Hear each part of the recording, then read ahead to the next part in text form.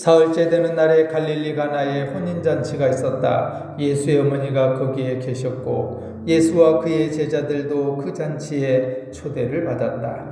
그런데 포도주가 떨어지니 예수의 어머니가 예수께 말하기를 포도주가 떨어졌다 하였다. 예수께서 어머니에게 말씀하셨다. 여자여, 그것이 나와 당신에게 무슨 상관이 있습니까? 아직도 내 때가 오지 않았습니다. 그 어머니가 일꾼들에게 이르기를 무엇이든지 그가 시키는 대로 하세요 하였다. 그런데 유대 사람의 정결 예법을 따라 거기에는 돌로 만든 물 항아리 6이 놓여 있었는데 그것은 물 2-3 동아리들이 항아리였다. 예수께서 일꾼들에게 말씀하셨다. 이 항아리에 물을 채워라. 그래서 그들은 항아리마다 물을 가득 채웠다. 예수께서 그들에게 말씀하시기를 이제는 떠서 잔치를 맡은 이에게 가져다 주어라 하시니 그들이 그대로 하였다. 잔치를 맡은 이는 포도주가 변한 물을 맛보고 그것이 어디에서 났는지 알지 못하였으나 물을 떠온 일꾼들은 알았다. 그래서 잔치를 맡은 이는 신랑을 불러서 그에게 말하기를 누구든지 먼저 좋은 포도주를 내놓고 손님들이 취한 뒤에 덜 좋은 것을 내놓는데 그대는 이렇게 좋은 포도주를 지금까지 남겨두었구려 하였다. 예수께서 이 첫 번 표징을 갈릴리 가나에서 행하여 자기의 영광을 드러내시니 그의 제자들이 그를 믿게 되었다. 아멘. 오늘부터 우리가 요한복음에 있는 7가지의 기적을 나눕니다. 한 목소리로 한번 얘기해 볼까요? 나는 기적을 믿습니다. 나는 기적을 믿습니다. 조금 더 큰 목소리로요. 나는 기적을 믿습니다. 나는 기적을 믿습니다. 여러분 가운데 기적이 있기를 소원합니다. 아멘. 앞으로 7번에 걸쳐서요. 기적에 대한 말씀을 나누는데요. 기독교는 기적의 종교입니다. 성경 안에서만의 기적으로 끝난 것이 아니라 지금도 오늘날도 여러분의 가정 위에도 교회와 나라와 민족 가운데도 기적이 일어날 줄로 믿습니다. 아멘. 국어사전에서는요, 기적을 이렇게 정의합니다. 자연 법칙이나 과학적으로 설명할 수 없는 상식을 벗어난 기이하고 놀라운 일. 사랑하는 여러분, 우리 가운데 놀라운 일들이 일어나기를 소원합니다. 아멘. 영어 미라클이라고 하는 단어는 라틴어에서 왔는데요. 이 라틴어도 똑같은 어원을 가지고 있어요. 이상한, 놀라운 이런 뜻을 가지고 있습니다. 현대의학이요, 불치병이 있죠. 그런데 점점 이 불치병들이 극복이 되어가고 있습니다. 1% 이하라고 하는 살아날 생존율이 1% 이하밖에 되지 않는 사람들이 종종 완치되는 그런 놀라운 일들도 일어나고 있습니다. 암 환자의 5년 생존율이 71.5%였다가요. 10년이 지난 지금에는 무려 12.6%가 상승했다 그래요.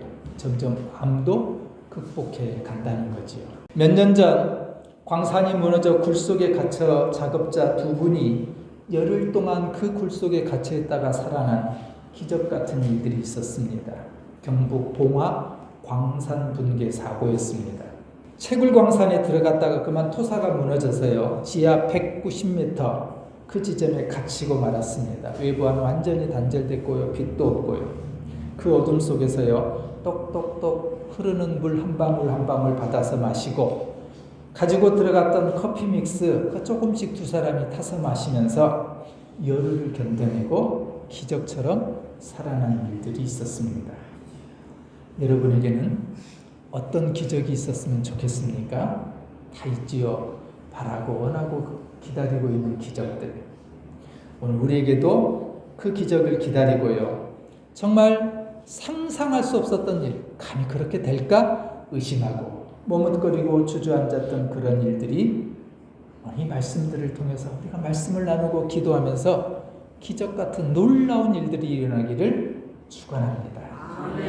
소설가 박완서 씨는요, 일상의 기적이라고 하는 글에서 이렇게 얘기합니다. 2눈을 뜨고 2다리를 건강하게 걸어다니는 사람은 우리 몸에 51억 원을 가지고 살아간대요. 우리가 이렇게 매일 살아가면서 우리가 건강한 몸으로 살아가면 그게 돈의 값어치를 따지면은 51억이 된다 그래요. 그런데 어느 날 사고를 당해서 앰뷸런스를 타고 가잖아요. 그러면 그 앰뷸런스에서 산소호흡기를 끼는데 그것이 시간당 36만 원이라고 합니다. 여러분 오늘 교회 올 때 앰뷸런스 이용도 안 하고요. 산소호흡기도 끼지 않았어요. 2시간이 걸렸다면 우리는 70만 원을 벌은 거예요. 이렇게 생각한다면 하루가요 860만 원이래요. 하루 종일 앰뷸런스에 산소호흡기를 의지한다면 860만 원 우리는 버리는 거예요. 그런데 우리가 어제도 860만 원 벌었고요. 오늘도 우리가 그렇게 860만 원을 벌고 있습니다. 중국 속담에요. 기적은 하늘을 날거나 바다 위를 걷는 것이 아니라 땅에서 걸어 다니는 것. 그게 기적이라고 말합니다. 여러분 우리가 오늘도 걸어왔죠? 그게 기적이라는 거예요. 그런데 오늘 성경이 말하는 기적 같은 이야기들은 우리에게 도전을 줍니다. 생각하게 합니다. 어떻게 우리의 삶 가운데, 우리의 가정에, 교회의 민족 가운데 기적이 일어날까? 땅에서 걸어다니는 이 기적만이 아니라 요한복음이 우리에게 전해주고 있는 기적에 대한 말씀을 나누려고 해요. 요한복음 이렇게 7가지의 기적이 있습니다. 물이 포도주로 변하는 기적이 2장에 나오고요. 4장에 다음 주에 나누는데요. 왕의 신하의 아들이 치료가 됩니다. 5장에 가서 보면은 38년 된 중풍병자가 일어나요. 6장에 가서 보면은 오병이어 5,000명의 사람들이 사실은 2만 명 정도 돼요. 그들이 다 배불리 먹고 12강주리가 남는 기적 같은 일들이 일어납니다. 6장에 보면 또 예수님이 뚜벅뚜벅 무리를 걸어오시는 기적도 나오고요. 9장에 가서 보면 날 때부터 소경된 사람의 눈이 띄어지는 그런 기적 같은 일도 일어납니다. 11장에 가서 보면요. 죽은 나사로가 살아납니다. 요한복음에는요. 크게 전반부, 후반부가 있는데요. 전반부에는 이렇게 7가지의 기적을 쭉 소개하고요. 끝날 때까지 또 요한복음이 침묵을 하고 마지막 가서 뒷부분에 가서 또 한 번의 기적 사건을 다룹니다. 구약에서는 우리가 출애굽기에서의 모세의 기적이 처음 등장하는데요. 모세는 이집트 백성들을 이 백성들을 이집트에서 이제 해방하면서 3가지 표적을 먼저 보여주지요. 지팡이를 뱀으로 바꾸기도 하고요. 손에 나병이 들었다가 또 그 손이 낫기도 하는 기적들이 일어나고요. 나일강의 물을 피로 물들이는 그런 기적이 출애굽기에 등장을 합니다. 이런 기적들은 하나님을 믿게 하는 아주 중요한 계기가 되어 왔습니다. 그래서 기독교는요, 기적의 종교라고 부릅니다. 다른 말로 하면요, 기적을 믿고 기적을 인정하는 종교라는 거예요. 나와는 상관없는 것이 아니라 여전히 기적은 나에게도 일어날 수 있고 우리 가정에도 일어난다고 하는 사실을 믿으시기 바랍니다.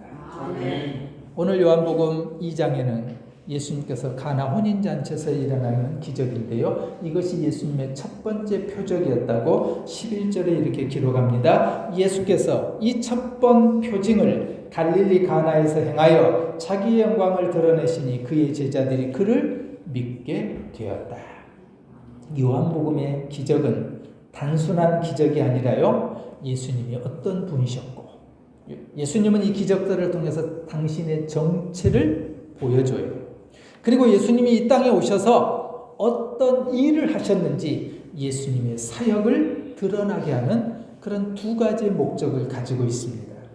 그리고 주님이 이 땅에서 어떤 모습으로 오셨고 어떤 일을 행하셨는지를 통해서 이 주님은 오늘도 동일하게 지금도 우리 중에서 기적을 행하시는 분, 그리고 우리 가운데 역사하시는 분이라는 것을 알게 하시고요. 그렇다면 이 기적들을 통해서 우리가 어떤 준비, 어떤 일을 해야 되는가라고 하는 것을 교훈해 주고 있습니다.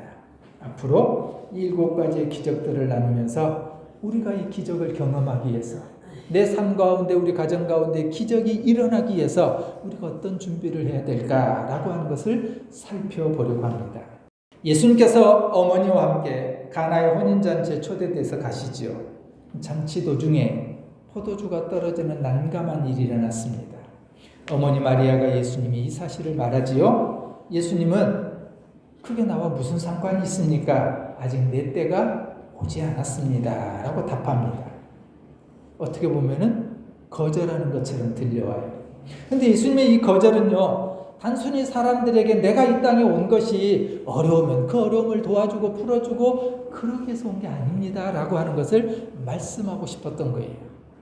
예수님이 오신 본연의 목적은 십자가에서 죽으시고 다시 살아나셔서 구원을 완성하는 것, 이것이 예수님의 목적이었기에 예수님이 어머니의 그 말씀 앞에 처음에는 조금 낯선 대답을 하셨던 거예요. 어머니, 그게 나와 무슨 상관이 있습니까? 아직 내 때가 아닙니다 라고 말했던 거예요. 그런데 예수의 어머니 마리아는요, 하인들에게 그런 얘기를 해요. 분명히 거절했는데도 예수님이 내 아들이 뭐라고 시키는지 당신들은 그대로 하십시오. 그리고 예수님은 6개의 물 항아리를 채우라고 말씀하시고요. 하인들은 또 그 말씀을 따라 그대로 항아리에 물을 채웁니다. 놀랍게도 그 항아리의 물이 포도주로 변해 있었고요. 그 포도주를 맛본 연회장은 신랑을 불러서 최고의 포도주를 준비했다고 칭찬합니다. 예수님이 이처럼 이 기적을 통해서 당신이 누구인지 또 이 땅에 왜 오셨는지에 대한 사실을 알게 하고 마지막 구절에 가서 제자들이 그 기적을 보고 그 기적 안에서 예수를 믿게 되었다라고 하는 것으로 오늘 본문의 말씀이 끝납니다. 혼인잔치에서요, 포도주가 떨어진 것은 이 잔치가 완전히 망가졌다는 겁니다. 가나의 혼인 가정에 문제가 생기고 어려움이 찾아왔습니다.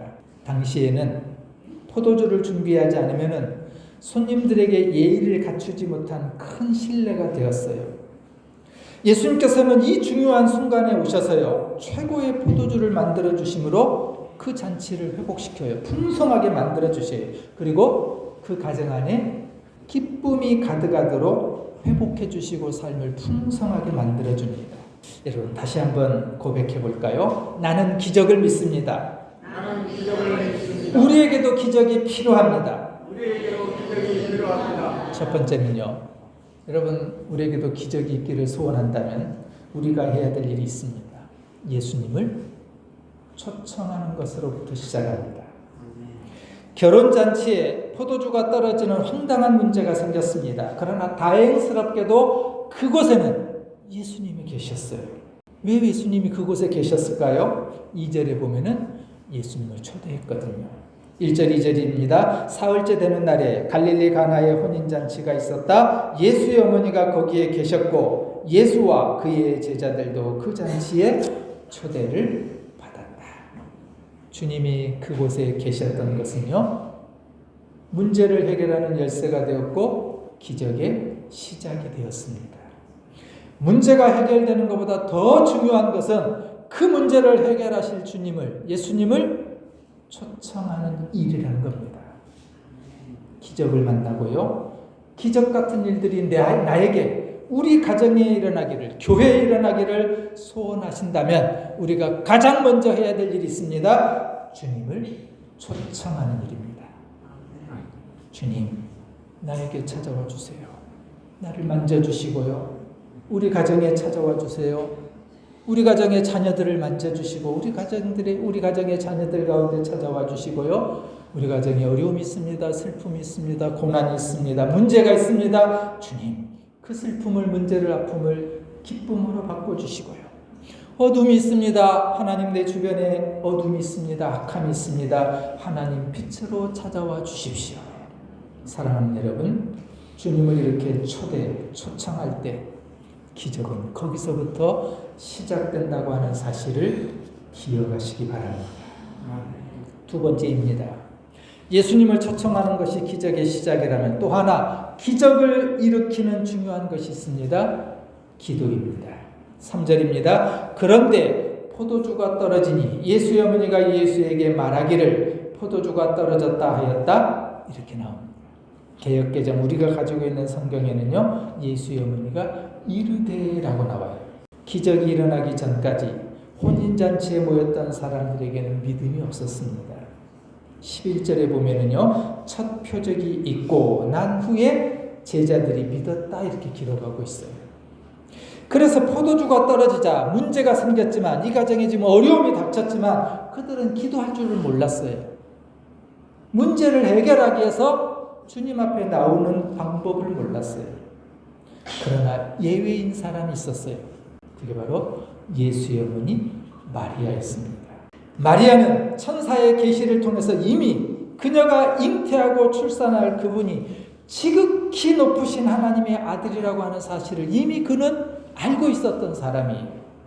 누가복음 1장 31절 이해합니다. 보아라, 그대가 잉태하여 아들을 낳을 터이니 그의 이름을 예수라고 하여라. 그는 위대하게 되고 더없이 높으신 분의 아들이라고 불릴 것이다. 그래서 마리아는 이 가정에, 가나 혼인잔치에 이 가정에 문제가 생겼을 때 그 문제를, 그 어려움을, 그 어려운 상황을 예수님에게 가지고 나올 수 있었다는 겁니다.